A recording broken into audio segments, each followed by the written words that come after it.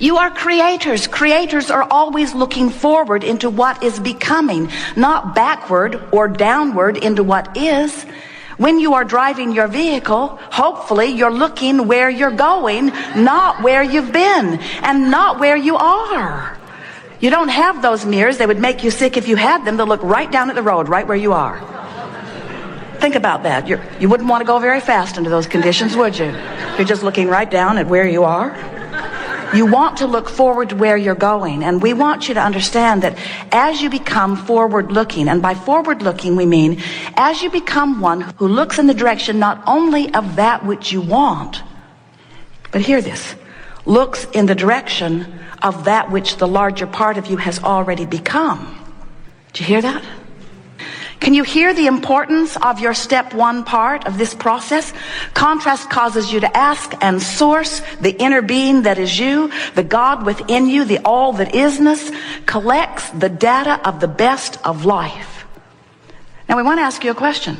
When you know what you don't want, when you see someone rude, when you see a mass murder, when you see some abhorrent experience, when you see something that you really, really, really know that you don't want, when you see people suffering, when you see people encouraging suffering, when you see those things you don't want to see, whether it's humans or animals or earth, when you see something you don't want to see, do you understand that in that moment you offer an equal and a commensurate and exactly equal, proportionate request that is exactly on the other side of what you don't want? In other words, when you're really sick, you really ask for wellness. If you're sort of sick, you sort of ask for wellness.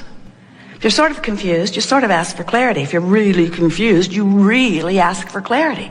In other words, your request is always proportionate to what you are allowing yourself to live. And for that reason, in this time of greatest diversity, which is a good thing, not a bad thing, as you are mixing it up with one another, you are asking massively.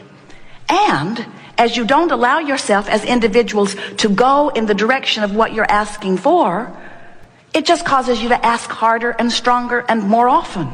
So that the requests that this time-space reality are sending forth into the vibrational escrow of mass consciousness is bigger and faster and more than it has ever been before. This stream is moving fast, and the answering to what you are asking for is happening in greater abundance than ever before. This pool of abundance that you have requested is at its all-time high and getting greater in every day, which means your propensity for thriving is greater than it has ever been.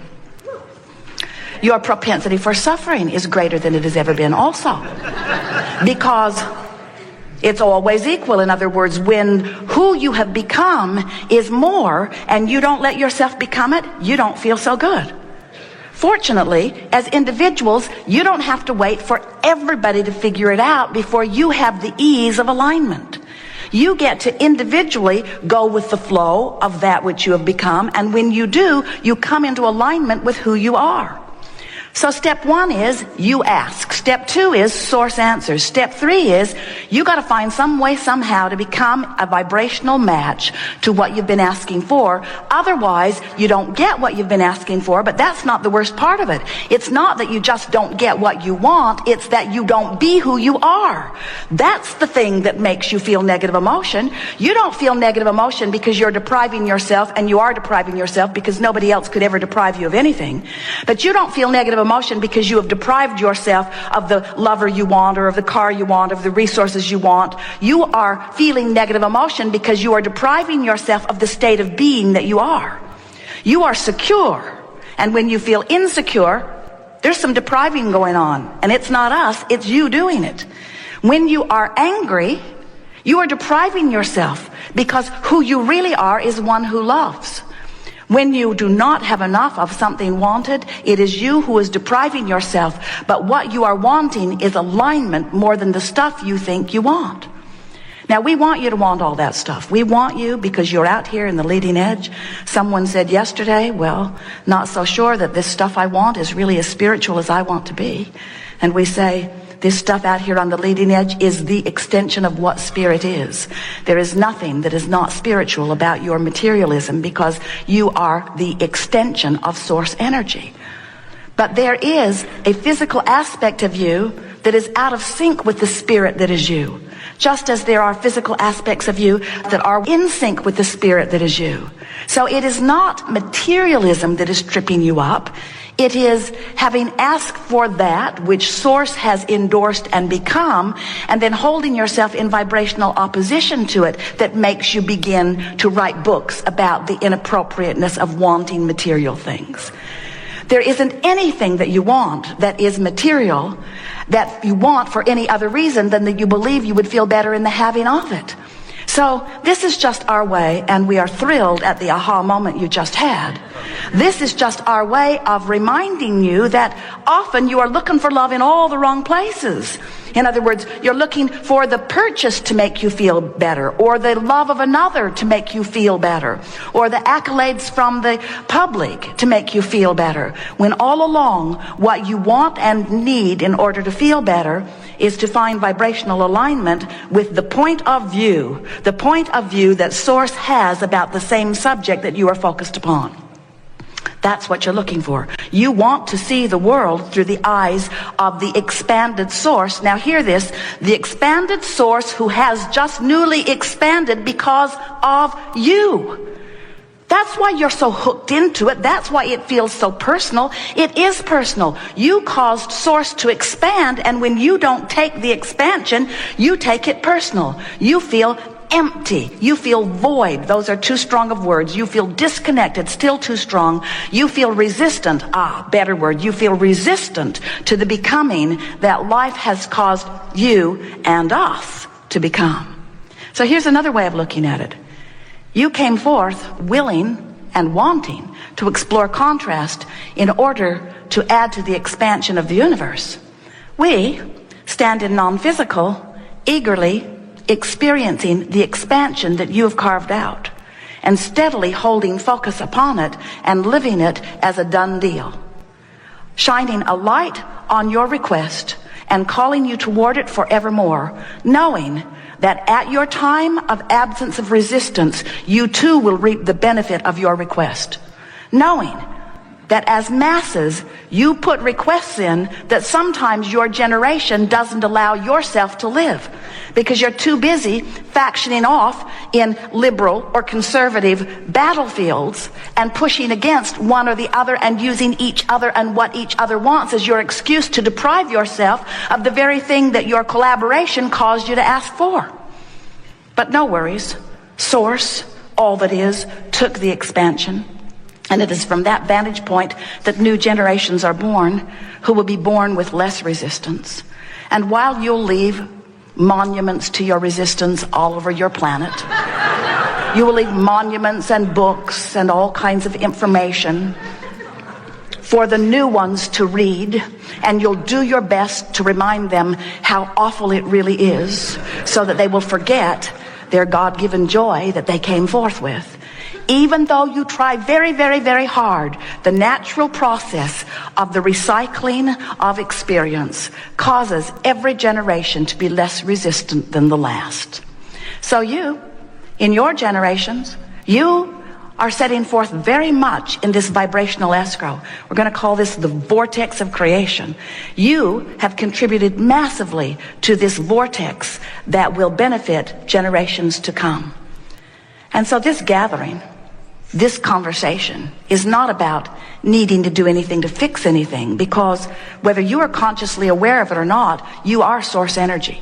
And whether you are consciously aware of it or not, you are vibrational beings. And whether you are consciously aware of it or not, while you are here in your physical bodies, you are simultaneously source energy. Bigger, more of you, source energy than physically focused.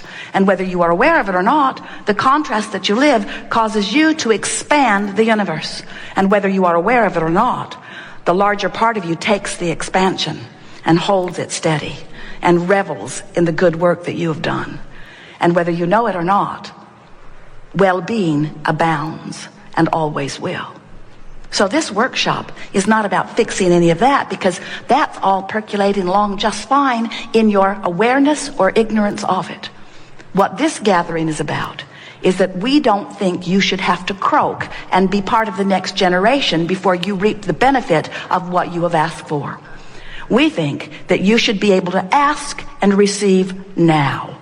We think that you should get to be the creator that you came forth to be, that life should inspire you to the new idea, and that with very little struggle, you should then be able to quite effectively then turn your attention toward the new idea and no longer justify by beating the drum of why you are asking for the new idea. Just ask, and it is given, and let it be.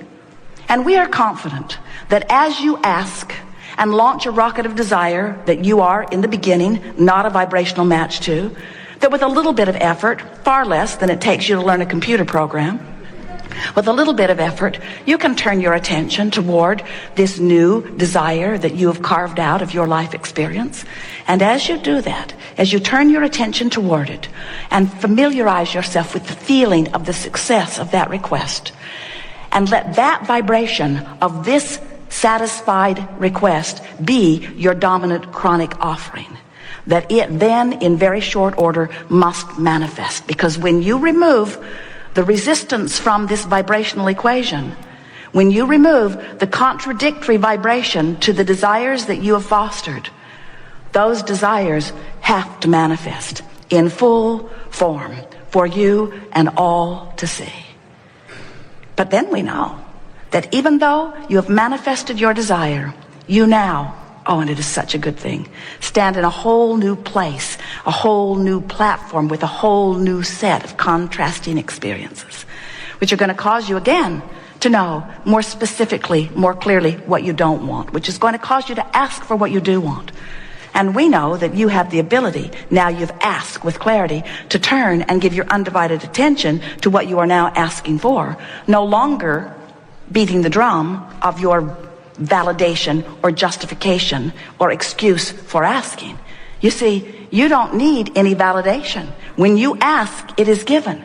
Now some say, Abraham, what about those guys that I'm pretty sure are going to ask for bad things? If they ask for bad things, will it end up in the vibrational escrow? Will it go to this vortex? And we say, first of all, you got to stop killing each other over who gets to decide what the good things are. In other words, you have a great amount of diversity in what you are asking for. And the assumption that you're the only one that is right is really an erroneous and not good for you assumption. But let's say that most everybody agrees that this one particular really extra special effects heinous act is really not something wanted. And let's say this person is smiling while he's doing it. And people say, look at him, he likes doing that. He likes dropping those bombs on those villages, or he likes taking his gun into that business office and gunning everyone down. And we say, no one ever in a state of alignment offers anything like that. When you have brought yourself into this vortex of creation that is the culmination of who you are, and when you align to it from inside that vortex where only love and well-being abound, you are not in that guarded, resistant, protective modality that makes you then erroneously believe the impossible thing that you can push away what you don't want and make it go away. This universe is a universe that is based upon attraction. Law of attraction is the manager of all of these vibrational frequencies. There is no exclusion in this universe. So when you see something not wanted and you shout no at it, you're not saying no to it, you're saying yes to it. You're saying, come to me, this thing I do not want, because in your attention to it, you are activating the vibration of it. And when you activate the vibration of what you do not want, you prevent yourself from going to the vibration of what you do want. Can you hear that? There's not a stream of badness or a stream of heinousness. There's not a stream of evil. There's not a stream of darkness. You don't walk into a room and look for a dark switch. Flip the switch and inky, misty darkness comes down and covers up the light. There's not any of that. You can resist this light, and you can resist well-being, and you can resist wellness, and you can resist goodness, and you can resist clarity, and you can resist abundance. You can resist all things wanted, but you are the one resisting it by giving your attention to the unwanted and making the unwanted so active in your vibration that it prevents you from getting into the vortex where everything that you want is. Pretty clear, isn't it?